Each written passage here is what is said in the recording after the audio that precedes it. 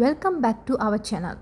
இந்த வீடியோவில் நாங்கள் லெஷர் டைமுக்காக செய்கிற ஒவ்வொரு விஷயத்தையும் எப்படி இன்கம்மாக மாற்றலாம், அதுவும் லோ பட்ஜெட்டில் அல்லது இன்வெஸ்ட்மெண்ட்டே இல்லாமல் எப்படி எங்களோட ஐடியாஸை மட்டுமே வச்சு இதை எப்படி நாங்கள் காசாக மாற்றலாம்ன்ற விஷயத்தை தான் நாங்கள் தொடர்ந்தும் பார்க்க போகிறோம்.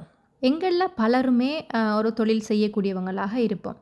இன்னும் பலர் 35-40 வயசாகுமே சரியான தொழில் செட் ஆகாமல் இருக்கும்.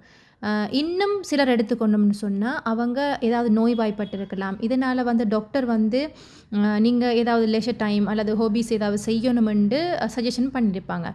அதோடு மட்டும் இல்லாமல் சிலர் வயசானது, அதாவது 60 வயசுகளுக்கு பிறகு இல்லாட்டி 50 வயசுகளுக்கு பிறகு வீட்டில் சும்மா தானே இருக்கிறோம், நாங்கள் ஏதாவது செய்யணும் அப்படின்னு நினைப்பாங்க. இப்படியானவங்க என்னென்ன வகையில் நாங்கள் முயற்சி செய்யலாம், இதை மணியாக மாற்றலாம்னு யோசிச்சு கொண்டிருப்பாங்களே அவங்களுக்குரிய வீடியோ தான் இது. இதுக்கு முதலுள்ள வீடியோவில் நாங்கள் மொட்டை மாடியை எப்படி எஃபிகசியாக யூஸ் பண்ணணும், என்னென்ன வகையான பயிர்களை நாங்கள் போட்டால் எத்தனை நாளைக்குள்ளே ஏர்ன் பண்ணலாம், அதுலேயும் இதெல்லாம் சாத்தியம் தானா, உண்மை தானா, இதை பற்றின வீடியோவை நாங்கள் கடந்த வீடியோவில் நாங்கள் போட்டிருந்தோம். அதை ஒட்டின வீடியோவை தான் இந்த வீடியோவும் இருக்க போகுது.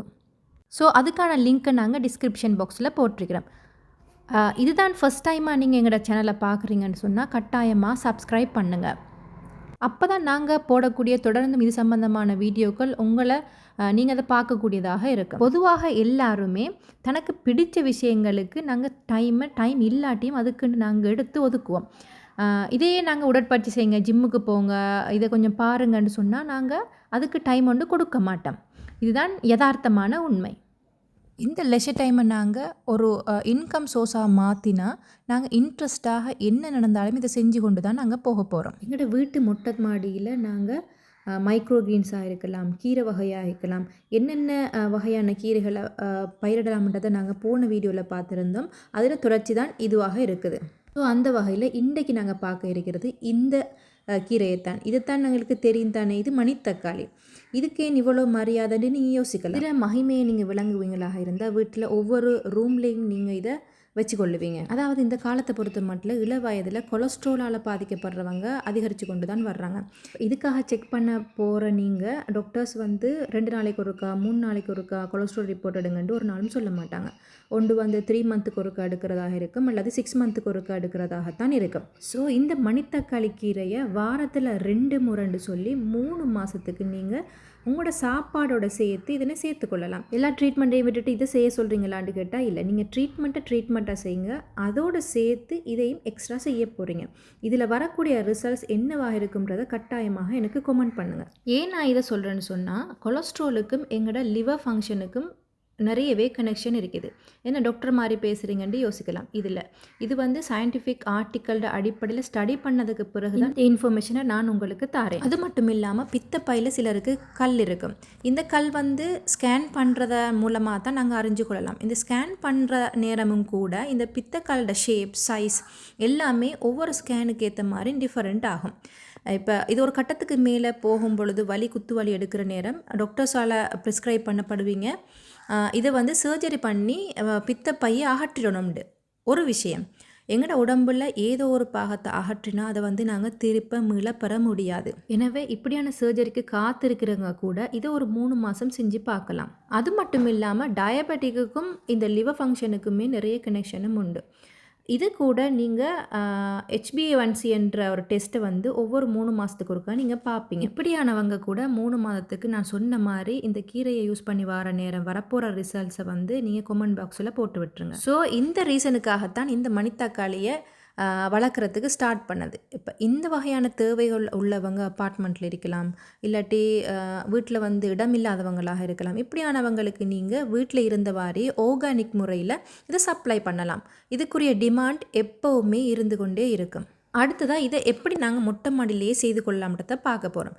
இதுக்கு அடிப்படையில் பொலித்தீன் பேக்ஸ் தேவைப்படும். தேவையான மண்ணை ரெடி பண்ணி இதில் விதைகளை தூவி தண்ணி ஊற்றுறது மட்டும்தான் இதில் உள்ள உங்களுக்குரிய வேலையாக இருக்க போகுது. இப்போ காலையில் ஒரு 30 நிமிஷம், ஈவினிங் ஒரு 30 நிமிஷம், இவ்வளோ தான் நீங்கள் செலவழிக்க போகிறது.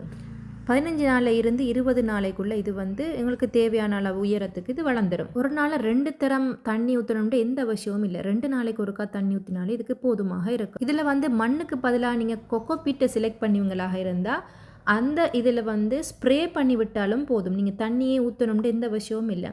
அப்போ அந்த கொக்கோபீட் வந்து 7 நாளைக்கு தண்ணியை உறிஞ்சி வைக்கக்கூடிய சக்தி இருக்குது. ஸோ வேலைக்கு போகிறவங்களாக இருந்தால் கூட பெரிய அளவில் இதனை கவனிக்கணுன்ற எந்த விஷயமும் இல்லை. அதுக்கு பிறகு ஏதாவது பூச்சிக்கொல்லி, ஏதாவது மருந்துகள் அடிக்கணுமான்ற கேள்வி எல்லாருக்கும் எழும்பலாம். அதாவது பூச்சிக்கொல்லி யூஸ் பண்ண தேவை வாரத்துக்கு முந்தியே 15 நாள்லேருந்து 20 நாளுக்குள்ளே நீங்கள் இதை அறுவடை பண்ணிடலாம். ஆகவே இதுக்குரிய ஏதாவது மருந்துகள் தேவைப்படுமான்றா இது ஒன்றுமே தேவைப்படாது. இந்த மணித்தக்காளியை ஏற்கனவே நீங்கள் சாப்பிட்றவங்களாக இருந்தால் அதை பற்றின ரெசிபீஸ் உங்களுக்கு தேவைப்படாது. இதுதான் ஃபஸ்ட் டைம் மணித்தக்காளியை நீங்கள் சாப்பிட போகிறீங்கன்னு சொன்னால் இது வந்து சுண்டலாகவே நேரடியாக சாப்பிடலாம். அல்லது பருப்பு சமைக்கும்போது எல்லா பருப்பு வெந்த பிறகு நீங்கள் கட்டிப்பால் ஊற்றுறதுக்கு முந்தி இந்த கீரைகளை போட்டு பாலை ஊற்றி இறக்கி விட்டு சாப்பிடலாம். அதே மாதிரி கஞ்சி வகைகள் கொலக்கேந்தன்னு சொல்லுவாங்க. இப்போ நாங்கள் கஞ்சியை தயாரிச்சுட்டு கடைசியில் வந்து கட்டிப்பால் ஊற்றி இறக்க முந்தி இதோட ஜூஸை வந்து அதுக்குள்ளே சேர்த்து விட்டுறலாம். அதை விடவும் இன்ட்ரெஸ்டான விஷயம் ஒன்று இருக்குது. பொதுவாகவே கீரைகள் என்று சொன்னால் பிள்ளைகள் அதை விரும்புகிறது குறைவாகத்தான் இருக்கும். ஸோ நாங்கள் கலர்ஃபுல்லாக ஒரு விஷயத்தை நாங்கள் மாற்றுவோமாக இருந்தால் பிள்ளைகள் விரும்பி சாப்பிடக்கூடியவங்களாக இருப்பாங்க. இடியப்பம் ரெகுலராக சாப்பிடக்கூடியவங்க இதை தயாரிக்கும் போது மாவு ரெடி பண்ணும் பொழுதே இதில் சாரை வந்து இதில் சேர்த்து விட்டுடலாம். அப்போ நீங்கள் இடியப்பம் செய்யும் பொழுது க்ரீன் கலரில் இடியப்பம் வரப்போகுது. அப்போ பிள்ளைகள் வந்து விரும்பி சாப்பிடக்கூடியவங்களாக இருக்கும். இப்படியாக மார்க்கெட்டிங் ஸ்ட்ராட்டஜியை வந்து மெடிசினல் வேல்யூஸாக நீங்கள் மாற்றுவீங்களாக இருந்தால் உங்களோட ப்ராடக்டை வந்து வாங்கக்கூடிய அளவு வந்து அதிகரிக்கும்.